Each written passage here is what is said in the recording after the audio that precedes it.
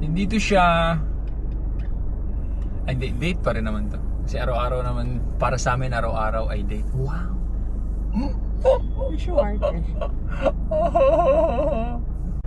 You know the drill, guys. Lalo kaya yun. So, hindi siya pwede magutom. Baon mo na siya, baon. Para, yun nga, tipid-tipid. Hap ng kanin natin. Tipid-tipid. Tsaka masarap yung luto ng aming ama. Yun talaga yun. Tubo ka. Ayaw. I'm good. Buwag. Kala ko ba gusto mo rin mag-lomi? Mamaya nga, pupunta sa dun, kakain tayo lomi.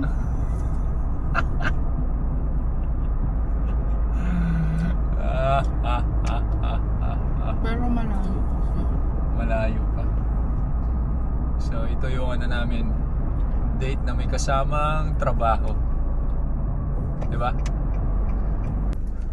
Yun yung bagong trend yun. Can I have 2 cups?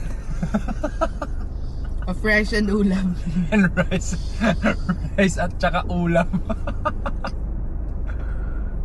Kasi bawal kasi magutom, guys. Bawal magutom yung wife ko para pag may mga question yung ano, ka-meeting namin, at least, ano daw, at least ano, sharp yung mind niya. Di ba, May?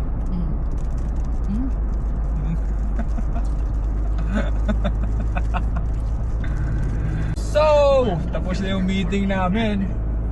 Ayun. Gang, gang. Date naman, date muna kami ng aking asawa. Kain muna kami ng lomi. Maglo-lomi muna kami kasi nag-crave yung asawa ko ng lomi. Nag-crave kami? Buntis ka ba? Takaw lang. Sana tigisa tayo. Tagisa tayong lomi. Nante. Ha? Akin lang to. Sa'yo lang yan? So tagisa tayong lomi, order ka pa isa. Ubusin mo yan. Ubusin mo yan. Buntis ka ba? Ha? Uy, ano, tigisa pa ba tayo o tama na yan? Ano nga, tigisa pa ba tayo? Tama na yan. Tama na. Tama. Tapos si ate natawa, dalawa lang tayo, tapos ganyan kadami yung in-order mo. Jumbo. Hindi nga siya nagkanin, pero ano. Isang cup lang. Ha? Isang mangkok lang. Isang mangkok nga yan. Isang mangkok na malaki. Pwede ka na nga maglaba dyan sa mangkok na yan eh.